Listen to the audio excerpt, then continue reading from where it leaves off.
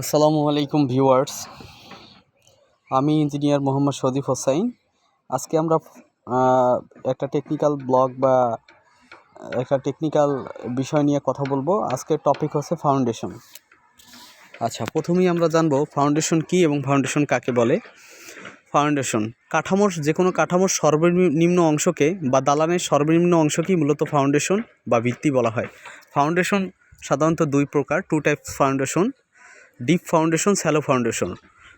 অগভীর ভিত্তি, গভীর ভিত্তি বা ফুটিং। অগভীর ভিত্তিটা মূলত ফুটিং, মানে যে ভিত্তি খনন করে নির্মাণ করা হয় বা যে ভিত্তির গভীরতা এর প্রস্থের সমান তাকে অগভীর ভিত্তি বা ফুটিং বলা হয়।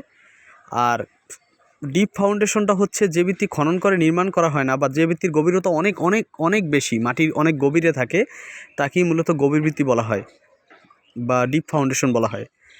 তো ফুটিং বা অগভীর ফাউন্ডেশন মূলত চার প্রকার: spot footing, stripe footing, combined footing, mat বা রাফ ফাউন্ডেশন। আর গভীর ভিত্তি বা ডিপ ফাউন্ডেশন প্রধানত তিন প্রকার: পাইল, কফারডাম এবং কেইশন। তো আমরা এখন জানব পাইল সম্পর্কে। দেখতেই পাচ্ছেন আমার সামনে এই যে তিনটে স্ট্যান্ড, এটা মূলত ইঞ্জিনিয়ারিং ভাষায় এটাকে তেপায়া বলা হয়, পাইলের স্ট্যান্ড। এবং মিস্ত্রিদের ভাষায় এটা পাইলের গাছ, এভাবেও ইন্ডিকেট করা হয়। তো আজকে আমরা পাইল নিয়ে একটু আলোচনা করব। পাইল আমরা প্রথমেই জানবো যে পাইল কি।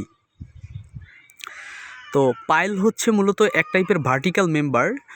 আমরা সংজ্ঞায়িত এভাবে করতে পারি যে ভার্টিক্যাল মেম্বারের তার উপরস্থ লোডকে মাটির গভীরে স্থানান্তরিত করে বা ট্রান্সফার করে তাকে মূলত পাইল বলা হয়। তো বাংলাদেশে বহুল ব্যবহৃত পাইল সাধারণত দুই প্রকার: cast in situ pile, precast pile. আমার প্রজেক্টে যে পাইলিংটা হচ্ছে এখন সেটা হচ্ছে কাস্ট ইন সিটু পাইল, আর হচ্ছে প্রিকাস্ট পাইল। আমরা এখন জানবো কাস্ট ইন সিটু পাইল কী এবং প্রিকাস্ট পাইল কী এবং এই দুইটার সুবিধা অসুবিধা। দেখুন, কাস্ট ইন সিটু পাইলটা হচ্ছে যে পাইল স্বস্থানে বা পাইল যেখানে কাস্টিং করা হবে ওই জায়গায় কাস্টিং করা হয়, মানে স্বস্থানে ঢালাই করা হয়, তাকে মূলত কাস্ট ইন সিটু পাইল বলা হয়। আর প্রিকাস্ট পাইল, পূর্ব নির্মিত পাইলকে প্রিকাস্ট পাইল বলা হয়, মানে আগে কাস্টিং করা থাকে, এটাকে ড্রাইভ করে নিয়ে এসে আমার পাইল যে পয়েন্ট থাকে সেখানে এটাকে স্থাপন করা হয় বা এটাকে বসানো হয়, এটাকে প্রিকাস্ট পাইল বলা হয়। তো এই দুইটা পাইলেরই মূলত সুবিধা অসুবিধা আছে। কাস্ট ইন সিটু পাইলের মেইন যে সুবিধাটা সেটা হচ্ছে এটা লোড ক্যাপাবিলিটি অন্যান্য পাইলের তুলনামূলক খুবই ভালো, এবং এই পাইলটা ঘনবসতিপূর্ণ স্থানেও এটা নির্মাণ করা যায়। আর এবং এই পাইলের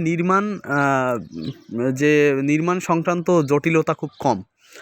আর প্রিকাস্ট পাইলের অসুবিধাটা হচ্ছে এটা খুব ঘনবসতিপূর্ণ স্থানে, যেমন ঢাকা শহরের মেইন ঢাকাতে যদি আমরা কল্পনা করি, যেখানে প্রচণ্ড পরিমাণে ফাঁকা জায়গা পাওয়া যায় না বা ছোটো প্লটের ক্ষেত্রে এখানে প্রিকাস্ট পাইল করাটা অনেক বেশি টাফ হয়ে যায়। কারণ ছোটো প্লটে এক সাইডে এটা পাইল তো আগে কাস্টিং করা থাকে, এটা ড্রাইভ করে নিয়ে আসা, এটাকে যদি হাইড্রোলিক হ্যামার দিয়ে ওইভাবে প্রেস করা হয় বা বাংলা হ্যামার দিয়েও যদি করা হয়, দেখা গেছে যে এটা বড় প্লট না হলে, ফাঁকা জায়গা না হলে এটা খুবই টাফ হয়ে যায়।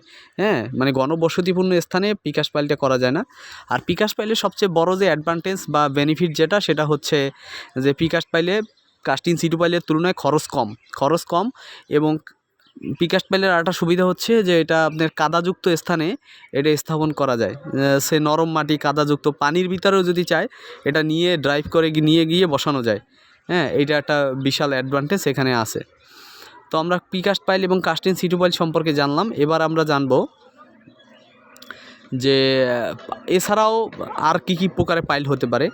এছাড়াও আরও 7-8 প্রকারের পাইল হয়, যেমন batter pile, fender pile, sand pile, friction pile, composite pile, combination pile, timber pile, এই আরও 7-8 প্রকারের পাইল হয়। টিম্বার পাইল এগুলো অনেক আগে হয়তো, এখন আর খুব একটা দেখা যায় না।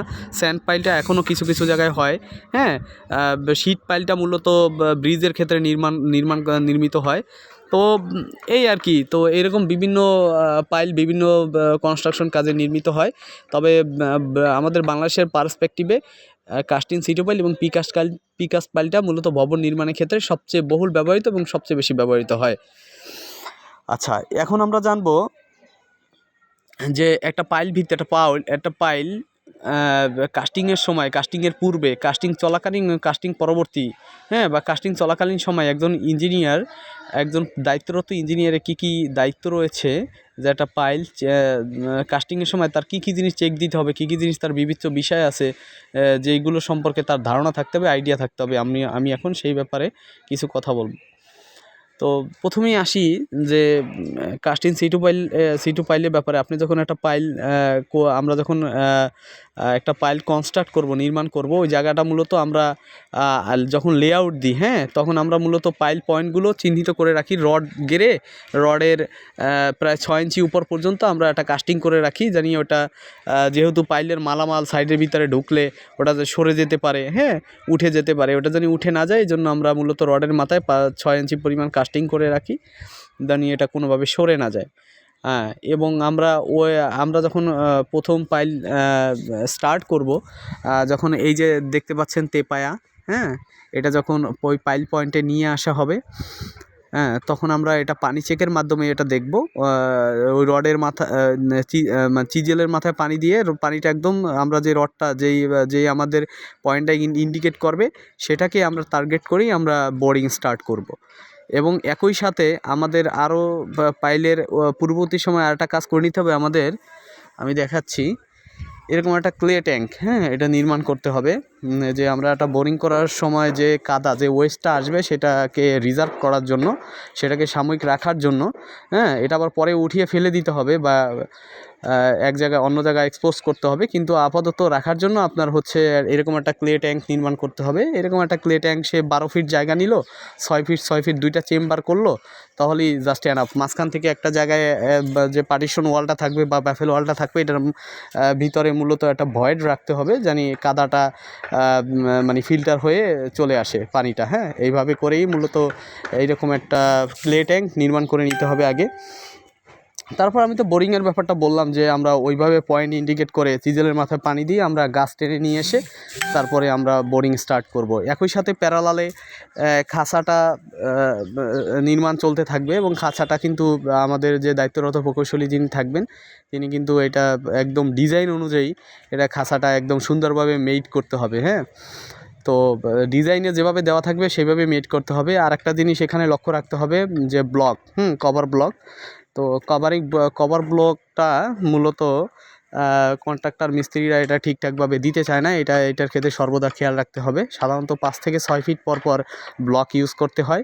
তো এইভাবে করেই আপনার একটা মানে পাইল যখন খাঁচা মেড করবে পাইলের জন্য, তখন এটা ডেফিনেটলি এটা চেক দিয়ে দেখতে হবে। এবং এখানে যে স্পাইরালগুলো আছে,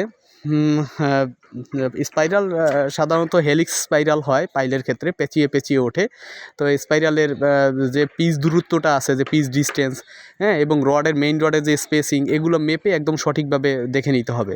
এরপরে আসে ওয়েল্ডিংয়ের ব্যাপারটা। এখানে কোনো ছাড় দেওয়া যাবে না, ওয়েল্ডিংটা খুব সুন্দর করে করিয়ে নিতে হবে, কারণ ওয়েল্ডিং যদি ঠিকঠাক না হয়, সেক্ষেত্রে পাইল ঢুকানোর সময় এটা খুলে যেতে পারে, ছুটে যেতে পারে। তো ভালো করে ওয়েল্ডিং করে নিতে হবে। আচ্ছা, তারপরে এখন আসি যে আমার বোরিং শেষ হওয়ার পরে খুবই একটা ইম্পর্টেন্ট একটা জিনিস, সেটা হচ্ছে বোরিং ওয়াশ। হ্যাঁ, ওয়াশ টাইমটা মূলত আমরা 30 মিনিটস একটা স্ট্যান্ডার্ড টাইম ধরে ওয়াশ করি, কিন্তু মাটির সয়েল কন্ডিশনের উপর ডিপেন্ড করে এই টাইমটা অনেক সময় কম বেশি হয়। যেমন অত্যাধিক বালুযুক্ত স্থানে, যেখানে কাদা নেই বললেই চলে, সেখানে ওয়াশ টাইম কম হলেও পারা যায়। হ্যাঁ, আবার যেখানে অনেক বেশি কাদা, সেখানে 30 মিনিটের বেশি সময়ও লাগতে পারে, 30 মিনিটের বেশি সময়ও লাগতে পারে। এটা সাধারণত আমরা একটা বেসিক একটা আইডিয়া নিয়ে চেক করে থাকি, যে হাতে পানি নিলে ওয়াশের পানিটা জানি হাতে কাদাটা লাগে কি না, এটা দেখার জন্য মূলত আমরা এই ওয়াশ টাইমটা মূলত চেক করি। তো এইভাবে করি মূলত ওয়াশটা আমরা চেক করে থাকি। এবং যখন আমাদের ওয়াশটা শেষ হয়ে যায়, তারপরে আমাদের যে বোরিং পাইপ বা ডিলিং পাইপ আছে, আমি দেখাচ্ছি যে এই পাশে আমাদের বোরিং পাইপ আছে। তো এইটা মূলত বোরিং পাইপ আমাদের। এই বোরিং পাইপ বা ডিলিং পাইপগুলো উঠিয়ে ফেলা হয়। উঠানোর পরে তারপরে আমরা যে খাঁচাটা নির্মাণ করেছি পাইলের জন্য সেটাকে মূলত সয়েলের ইন করানো হয় বা ঢুকানো হয়, এবং তারপরে যে ট্রিমি পাইপ, এই যে আমি দেখাচ্ছি, এই যে এখানে এই যে ট্রিমি পাইপ, মোটা যে পাইপটা দেখতে পাচ্ছেন, এটা ট্রিমি পাইপটা এখানে ইন করা হয়। এটা খেয়াল রাখতে হবে, কারণ ওরা কিন্তু চাইবে যে, আসলে দেখেন বাংলাদেশের পার্সপেক্টিভে কি বলবো, যে অনেক বাড়ি আছে ইঞ্জিনিয়ার রাখে না, কিসের টিমি পাইপ কিসের কি, ওরা ডালাই দিয়ে চলে যায়, ঠিক আছে, এরকম একটা ব্যাপার। তো টিমি পাইপটা খেয়াল রাখতে হবে যে আমার যত ফিট আমার বোরিং হবে, যত ফিট আমার পাইলের লেন্থ, তত ফিটই কিন্তু মূলত ট্রিমি পাইপটা থাকে। হ্যাঁ, আর বোরিংয়ের ব্যাপারেও আরেকটা জিনিস আমি বলতে ভুলে গিয়েছি, সেটা হচ্ছে গিয়ে যে আমার বোরিংটাও কিন্তু যথাযথভাবে হবে। মানে একটা পাইলসে 100 ফিট একটা পাইলের লেন্থ আছে, সেখানে 2 থেকে 3 ফিট বোরিং বেশি হবে, বাট এটা 99 ফিট হওয়ার বোরিং হওয়ার কোনো স্কোপ নাই। মানে পাইলের লেন্থ যতটুক, বোরিং তার চেয়ে বেশি হবে 2 ফিট, কিন্তু বাট 1 ফিট কম হওয়ার কোনো সুযোগ নেই। হ্যাঁ, এখানে বোরিংয়ে কোনো কম হওয়ার কোনো সুযোগ নেই। কাজেই বোরিং পাইপগুলো আপনারা মেপে দেখবেন যে যথাযথ আছে কি না, আমার পাইলের লেন্থ অনুযায়ী ঠিক আছে কি না। হ্যাঁ, তো এবং টিমি পাইপগুলোও মেপে দেখতে হবে।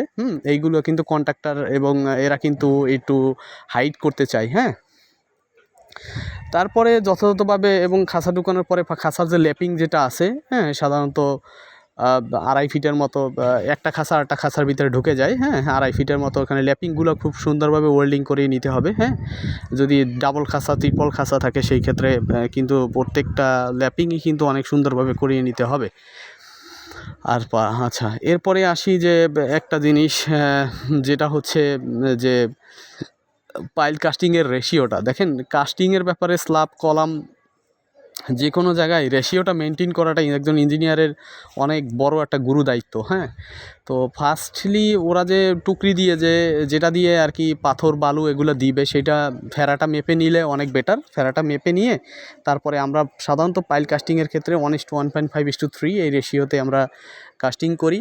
তারপরে হচ্ছে গিয়ে যে আমরা এইটাতে এবং আমরা ওই হিসাবেই মূলত আমরা সাজাই যে, হ্যাঁ, যে আমাদের এখানে কতটুক মানে পাথরের স্টোনের প্রয়োজন, কয় টুকরি স্টোন দিবে, কয় টুকরি সিলেট স্যান্ড দিবে। হ্যাঁ, এটা কিন্তু আমরা সাধারণত আমরা মেজার করি। হ্যাঁ, তো সেক্ষেত্রে ফেরাটা মেপে নিলে এটা বের করে ফেলা যাবে। তারপরে আমরা ওই অনুযায়ী কিন্তু আমরা ইনস্ট্রাকশন দিয়ে দিব যে তোমরা এত টুকরি পাথর দাও, এত টুকরি সিলার স্যান্ড দাও একটা সিমেন্টের জন্য।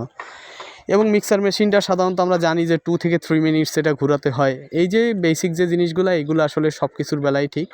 তো আমরা এইভাবে করেই মূলত আমরা পাইল কাস্টিং, সিটু পাইল কাস্টিং করব। আর এই সমস্ত জায়গায় কোনো ছাড় দেওয়া চলবে না।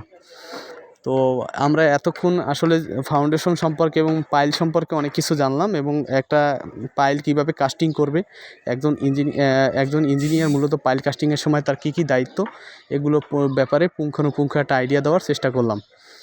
তো সকলকে ধন্যবাদ।